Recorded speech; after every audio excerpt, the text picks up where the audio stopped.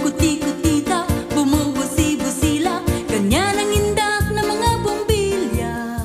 Hello once again, this is Rico Reneve at ngayong gabi po ay pumunta tayo sa pailaw sa Pasko ng Kapitolyo ng Northern Samar dito sa Barangay Dalakit, Katarman, Northern Samar. At ang tema nila sa taong ito ay tungkol sa children's literature. Sa labas pa lamang ng Kapitolyo ay makikita na natin ang kanilang giant Christmas tree at ang mga pailaw nila sa buong building ng Kapitolyo. Ayan. Mga kulay, tambakan ng mga regalo. Tumitibog-tibog, sumisinog-sinog, biglang malundo sa sabiti.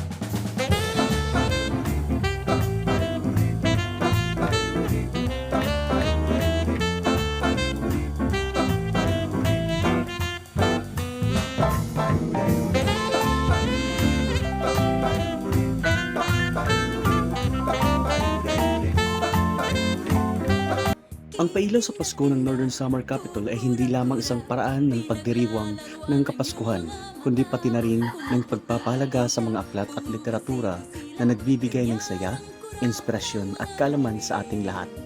Ang mga aklat ay hindi lamang mga bagay na binabasa, kundi mga kaibigan na nakakasama, mga guro na nagtuturo, at mga salamin na nagpapakita ng ating sarili. Thank you for watching guys. Sana ay gusto nyo ang ating pamamasyal.